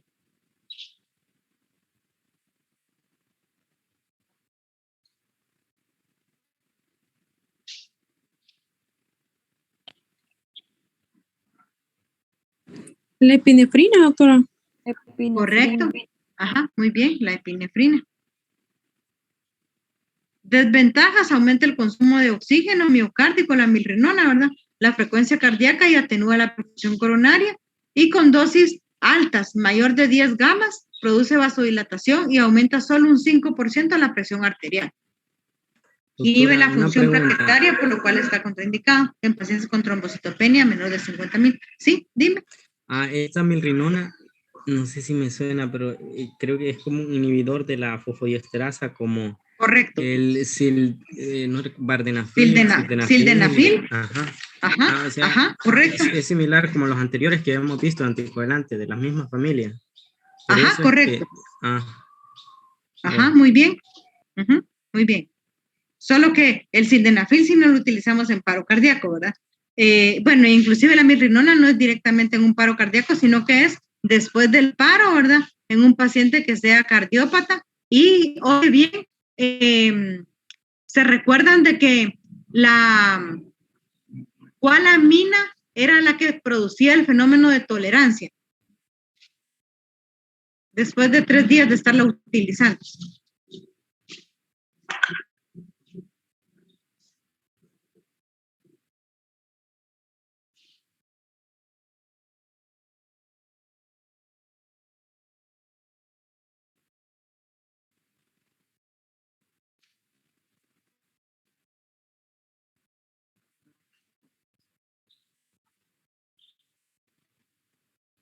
Pregunta de examen. No era la dobutamina. Correcto, la dobutamina, ajá. Entonces, cuando ya tenemos más de 3 días de usar la dobutamina en un paciente con cardiópata, que tuvo un choque cardiogénico, por ejemplo, ¿verdad? O tiene un choque séptico y está en cuidados intensivos, y miramos de que el paciente ya no le está funcionando, ahí la alternativa es darle milrinona como un inhibidor de la fosfodiesterasa, que va a seguir su efecto inotrópico positivo, y ya no le va a provocar el fenómeno de taquifilaxia, ¿verdad? Ahí es donde estaría indicado este medicamento. Obviamente, si el paciente no tiene un recuento plaquetario menos de 50,000, ¿verdad? Muy bien. La atropina es otra droga que la utilizan actualmente solo en adultos, ¿sí? Para después del paro cardíaco o durante el paro cardíaco ellos colocan epinefrina, siguen maniobras, ¿verdad?, de resucitación y luego de 2 dosis de epinefrina colocan atropina. En niños no se ha visto. ¿Por qué no se utiliza? Porque no se ha visto que el niño salga más rápido de un paro cardíaco utilizando atropina que utilizando epinefrina. Entonces, al contrario, se han muerto más por la atropina. Entonces, en niños no se utiliza la atropina durante o después del paro cardíaco, ¿sí? a diferencia de los adultos. La atropina es una droga parasimpaticolítica, anticolinérgica, que acelera la conducción atrioventricular. ¿En qué casos estarían indicados? Pacientes que tengan bradicardia sintomática asociada a perfusión baja e hipotensión. Y la otra indicación que había, ¿verdad? Era para prevenir la bradicardia mediada por efecto vagovagal al momento de la intubación. Esto está publicado en las guías del 2016, que antes se utilizaba en estos casos. Hoy le dicen a uno, doctora, las enfermeras que no saben, doctora, va a utilizar atropina ahorita que vayan a intubar al paciente. En las guías desde el 2016 dice que en niños ya no se utilice atropina, ¿verdad? No, señor, no hay necesidad. Entonces, si el paciente está en paro cardíaco, utilizamos epinefrina, pero en niños no utilizamos atropina. Ahora en los adultos, la indicación sigue siendo bradicardia sintomática asociada a baja perfusión e hipotensión. Las dosis van de 0.02 miligramos por kilo por vía intravenosa o por vía intraósea o a través del tubo endotraqueal. Sin embargo, si un paciente, por ejemplo, pesa 1 kilo, uno dice 0.02 le voy a poner. Recordemos de que la atropina, si ponemos dosis muy bajas, menores de 3 miligramos, el efecto va a ser a nivel de los receptores M1. Entonces va a provocar bradicardia. Si utilizamos ya dosis arriba de 3, 5 miligramos, ¿verdad? Va a estimular los receptores M2 y por eso es de que ya va a producir taquicardia. Entonces, la dosis mínima va a ser 0.1 miligramos, que sería 0.1 ml. En el caso de los niños, utilizamos, utilizaban antes pues 0.5 miligramos y en los adultos se sigue utilizando 1 miligramo, que es una ampolla. Por eso en los adultos no se hacen bolas, ¿sí? Y en niños actualmente ya no se utiliza la atropina durante o después del paro.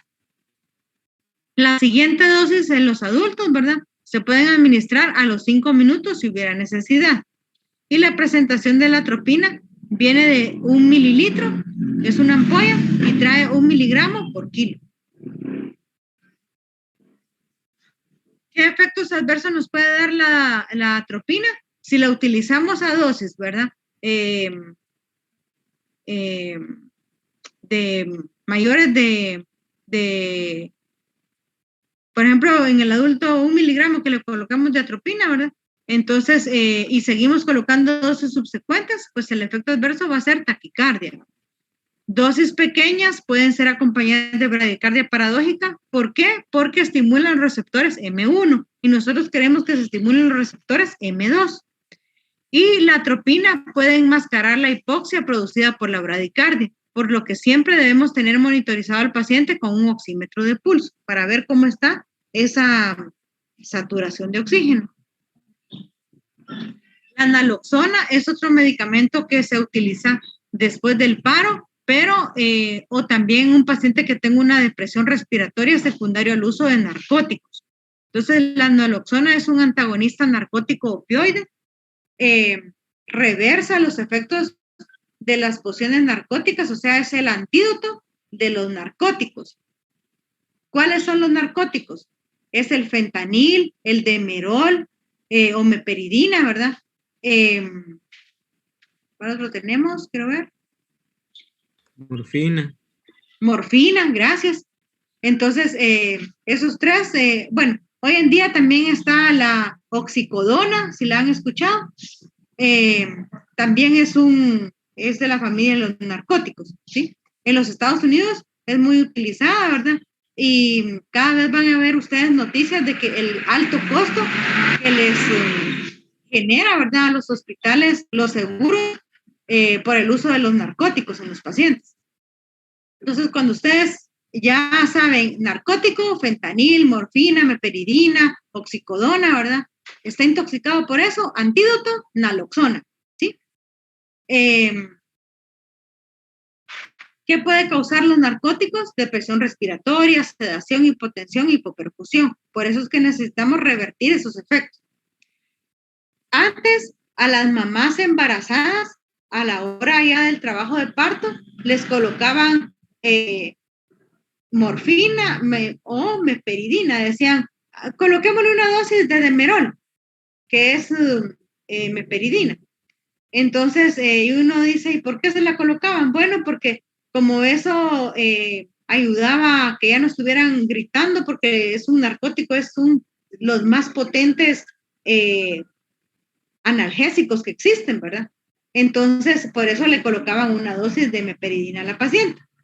Y resulta que no le avisaban al pediatra. Entonces, nacía el bebé y nacía puro trapo, ¿verdad? Con depresión respiratoria. Entonces, le pusieron algo a la mamá. Sí, le pusimos una dosis, decía la enfermera, le pusimos una dosis de demerol. ¿Y a qué hora se la pusieron? Pásenme el Narcan, ¿verdad? La naloxona, ¿verdad?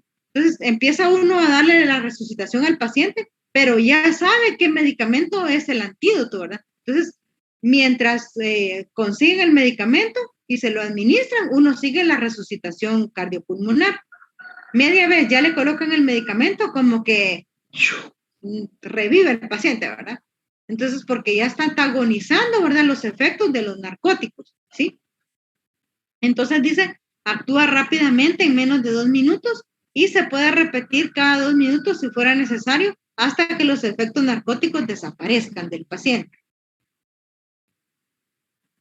Doctora, disculpe, ¿qué medicamento era el que había mencionado cuando dio el ejemplo de lo del parto? Demerol es el nombre comercial y lo que contiene es meperidina, que es un opiáceo. Gracias, doctora. Bueno, pero eso no lo tienen que usar, ¿sí? Ya las guías de ahora, ¿verdad? Nosotros, gracias a Dios, poco a poco es aquello que lento, como los árboles cuando se ponen a hablar y pasan días y hasta el final que dicen que van a ayudar, ¿verdad?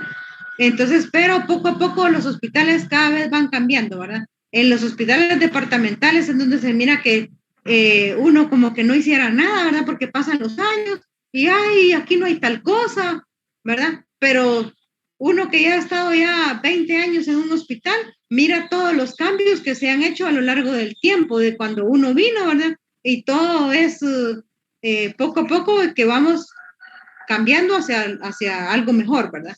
Entonces, hoy en día es imperdonable que le coloquen demerol a una paciente ahí en obstetricia, ¿verdad? Para que está durante el trabajo de parto. Sí le pueden colocar, ¿qué les digo yo? Si le van a hacer un legrado, ¿verdad? Y siempre con un monitoreo estricto, ¿verdad? Pero durante el trabajo de parto es imperdonable que le coloquen un opiáceo a la paciente. Y más imperdonable que no le digan al pediatra, ¿verdad? Bueno, las dosis son de 0.1 miligramos por kilo en niños de 0 a 5 años o que pesen menos de 20 kilos. Y en pacientes mayores de 5 años o que pesen más de 20 kilos, 2 miligramos. Si utilizamos infusión continua, esta va de 0.04 a 0.16 miligramos por kilo por hora. Pero esto pues nunca hemos llegado a utilizar. Algo que es interesante para que lo sepan es de que, por ejemplo, alguna vez les va a tocar que asistir a una mamá de que sea dependiente de opiáceos, ¿verdad? Entonces, en este caso, sí pueden colocar, después de colocarle la dosis STAT, a este paciente sí le pueden colocar una dosis de mantenimiento de 0.04 a 0.16 miligramos por kilo por hora. Y la concentración que viene en la ampolla, hay de 1 mililitro y hay de 10 mililitros. Y viene de 0.4 miligramos por mililitro o ampollas de 12 ml que traen 1 miligramo por mililitro. Efectos adversos de la naloxona: náuseas, vómitos, taquicardia, hipertensión, tremor, disritmias, y estas pueden resultar de la omisión abrupta de la naloxona. Entonces, si la colocamos en infusión continua, tenemos que ir bajando la dosis paulatinamente hasta omitir. Ya solo nos falta la glucosa y el gluconato de calcio. La glucosa básicamente, en pacientes que documentemos nosotros hipoglicemia, una glucosa a nivel de sangre capilar menor de 45 miligramos por decilitro, decimos de que el paciente está hipoglicémico. Y ahí es cuando utilizamos la glucosa, ¿verdad? Para proveerle energía al miocardio durante los episodios de isquemia. Entonces, solo se debe utilizar si los niveles de glucosa están menos de 45. ¿Qué dosis vamos a utilizar? De 2 a 4 ml por kilo de dextrosal 10. Esta se puede administrar por vía periférica, intravenosa, ¿verdad? Durante 20 minutos. O un bolus, ¿verdad? Dosis estática. Si no tenemos dextrosal 10, podemos utilizar dextrosal 5%, solo que ahí la cantidad del volumen es mayor, sería de 10 a 20 ml por kilo.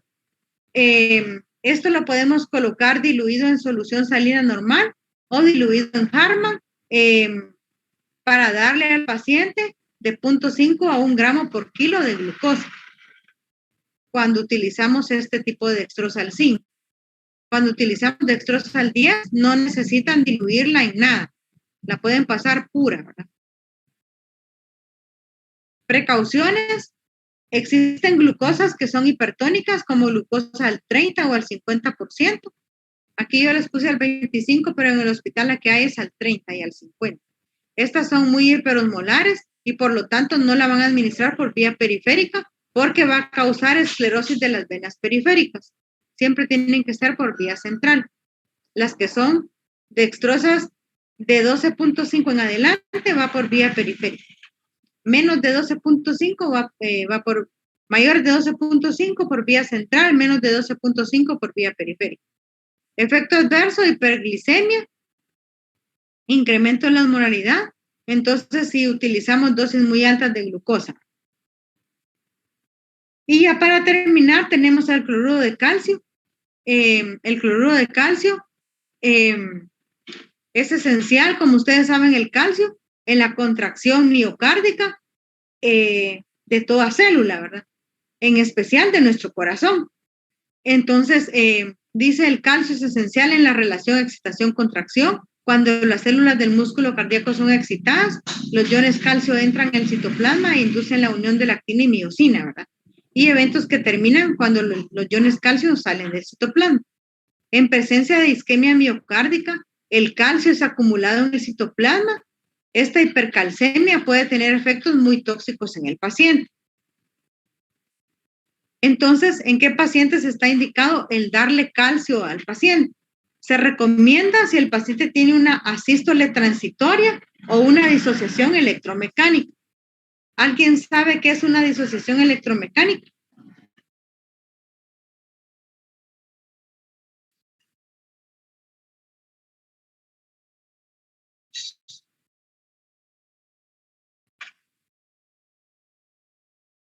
¿No?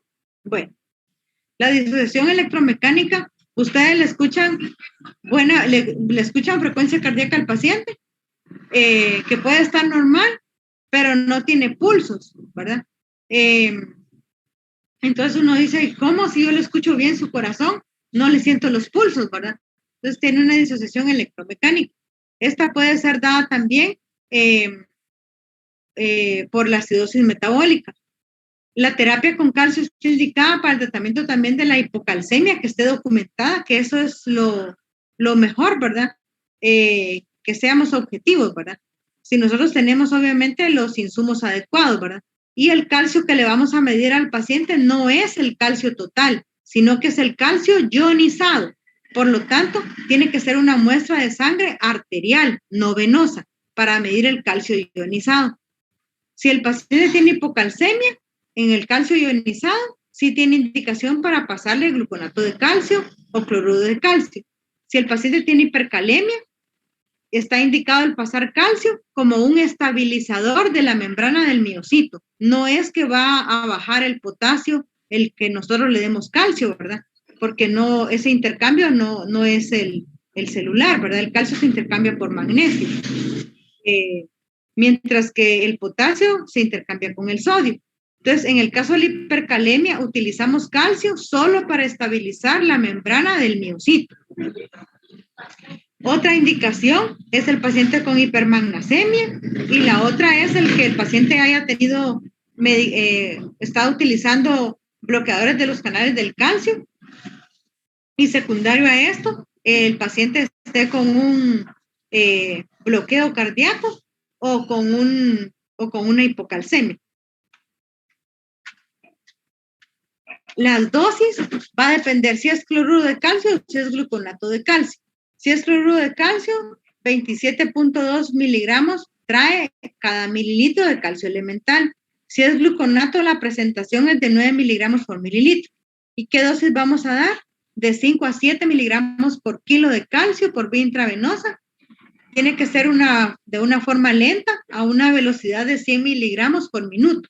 Y se puede repetir después de 10 minutos si fuera necesario. El cloruro de calcio, la ampolla trae 10 ml y viene al 10%, por ejemplo.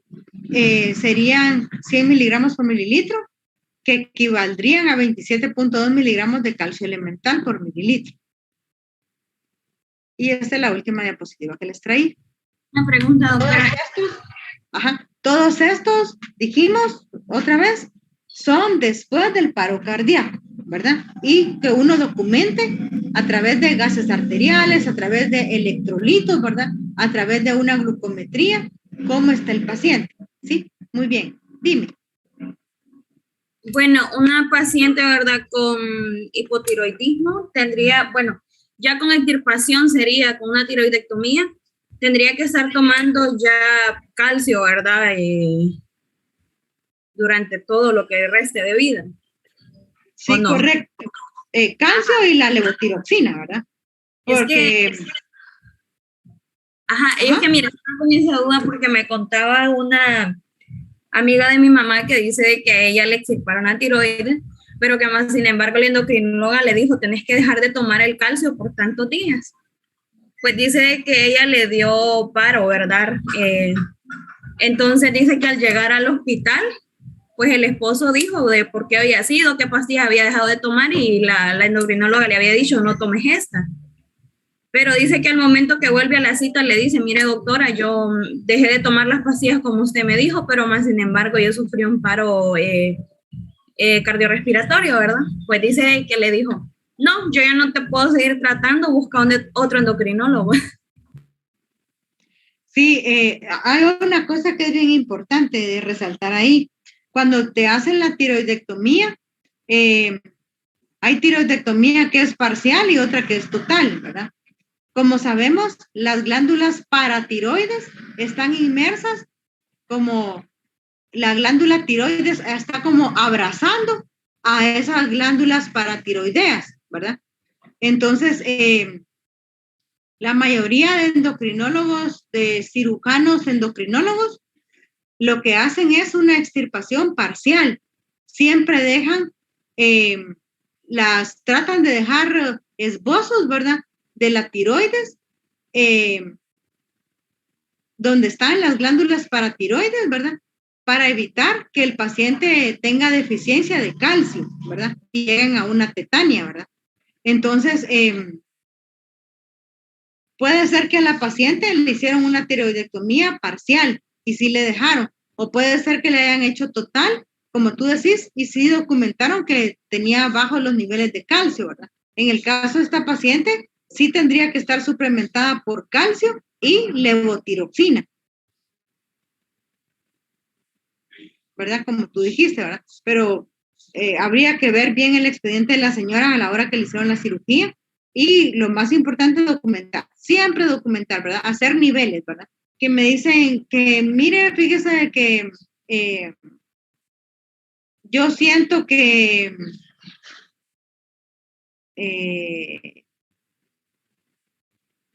saber que me está haciendo mal tal medicamento, por ejemplo. Entonces, ¿por qué dice usted que le hace mal? Mire, porque me está dando mucha diarrea. Entonces, bueno, miremos si ese medicamento irrita el estómago miremos si la paciente tiene calambres, por ejemplo, ¿verdad? Hagámosle niveles de potasio, a niveles de calcio, ¿verdad? ¿Qué es lo que le hace falta a esa paciente? Pero documentarlo de una forma objetiva y obviamente para dar un tratamiento adecuado objetivamente, ¿verdad? Entonces, con la paciente en conclusión, sí debían hacerle niveles de calcio, pero calcio ionizado, no calcio total, calcio ionizado, ¿sí? Y debería estar tomando la levotiroxina de ley, ¿verdad? Y el calcio, como sabemos, está implicado en todos los procesos de la síntesis de las hormonas tiroideas, ¿verdad? Estimula, ¿verdad? La producción de esas hormonas tiroideas. Desde el principio, desde el primer paso hasta el paso 7, ¿verdad? Entonces, si es necesario la paciente suplementarla con calcio, ya sea en tableta o a través de productos como el pan de rodaja, el Bimbo, ¿verdad? Ver qué cantidad es la que necesita y cuántas rodajas son las que se tienen que comer al día, por ejemplo, ¿verdad? Para evitar lo que le pasó a la señora. Bueno, les agradezco por su atención. Esto era todo lo que les tenía el día de hoy.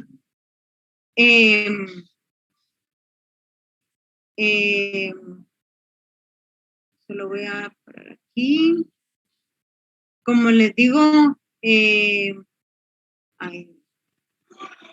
perdón. No sé qué hice. Bueno, entonces, yo les voy a tratar de tener las guías, ¿verdad? Porque quiero que de lo que ustedes escribieron en las guías, como dice, ¿verdad? Guía de estudio, es para sacar unas preguntas de esa guía que van a venir en su examen parcial, ¿verdad? Ese es el objetivo, ¿verdad? No solo de que acumulen puntos, sino que también que les sirva para estudiar, ¿verdad? Puede ser que las preguntas vengan algunas textual como está en la guía, o puede ser que vengan combinadas. Por ejemplo, que yo agarro, por ponerles un ejemplo, la pregunta 1 y la pregunta 2, algo así, y las combino, ¿verdad? Entonces, pero siempre va a ser de esa guía de estudio en esos temas que vimos, ¿verdad? De la clonidina, de la metirosina, ¿verdad? Lo que está ahí en la guía, ¿verdad?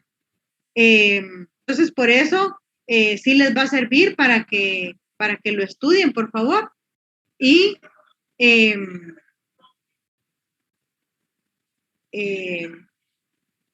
no sé si tienen alguna duda. Ahorita pues es básicamente el primer parcial que van a tener conmigo. Es su segundo parcial, pero conmigo es el primero, ¿verdad? Entonces, no sé si tienen dudas. Y respecto a las indicaciones y el horario de su examen, doctor. El horario va a ser de 2 a, o sea, en teoría es en el horario de que yo le doy clases, ¿verdad? De 2 a 4. Entonces,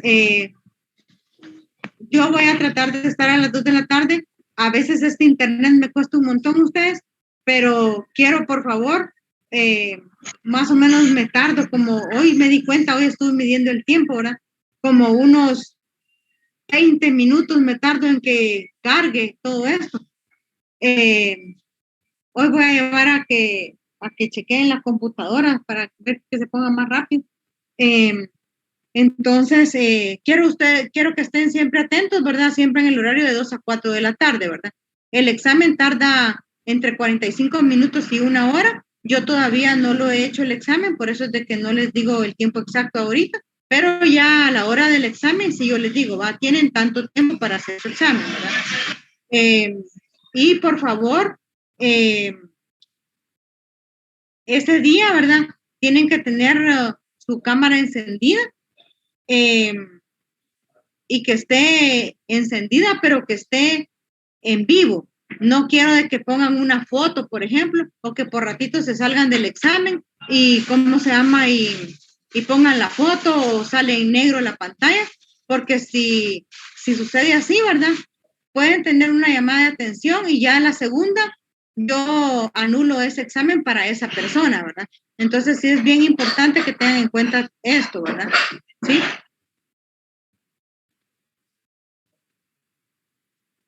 Y yo les voy dando ahí igual instrucciones para el examen.